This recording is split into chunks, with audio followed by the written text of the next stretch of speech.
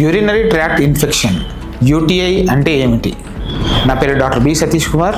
నేను consultant urologist, andrologist, Rainbow Super Speciality Hospital, Pogathota, Nellore. Urinary tract infection అంటే urine ఎక్కువసార్లు రావడం, అంటే ఫ్రీక్వెన్సీ ఎక్కువసార్లు రావడం, ప్లస్ పేషెంట్కి యూరిన్ వచ్చేటప్పుడు కొంచెం నొప్పిగా రావడం, డిసూరియా అంటారు దీన్ని.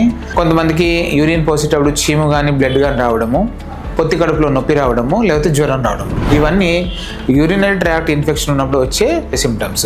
యూరినరీ ట్రాక్ట్ ఇన్ఫెక్షన్ మగవారికి రావచ్చు, ఆడవాళ్ళకి రావచ్చు, అలాగే అన్ని వయసులో ఉన్న వాళ్ళకి రావచ్చు. మనం ఫస్ట్ చేసేది వచ్చేసి యూరిన్ ఎగ్జామినేషన్. యూరిన్ ఇన్ఫెక్షన్ ఎంతవరకు ఉందనేది చూస్తాం. అల్ట్రాసౌండ్ అబ్డమిన్ అంటే పొట్టకి స్కాన్ చేసి లోపల కిడ్నీస్ కానీ ఏమైనా స్టోన్స్ ఉన్నాయా, ఏమైనా లోపల ఏమన్నా ఇన్ఫెక్షన్ లాంటిది ఏమైనా చీము అట్లా ఏమైనా ఉందా అన్నది చూస్తూ ఉంటాం. ప్రాస్టేట్ గ్లాండ్ ఏమైనా ఎన్లార్జ్ అయిందా అన్నది తెలుస్తుంది.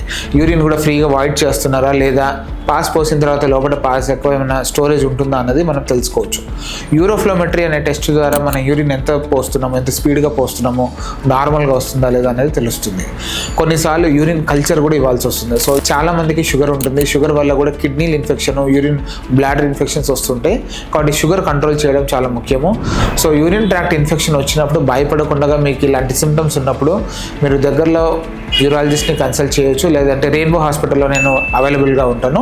మీరు నన్ను మీట్ అవ్వడం ద్వారా మీకుండే సిమ్టమ్స్ని మనం చూసి అవసరమైన టెస్ట్లు చేసి నెక్స్ట్ ఫర్దర్ ప్లాన్, అది మెడిసిన్సా లేకపోతే ఇంకేమైనా సర్జరీ ఏదైనా నీడ్ ఉంటుందా అన్న దాని గురించి పేషెంట్కి ఇన్ఫర్మేషన్ ఇవ్వడం జరుగుతుంది. Thank you.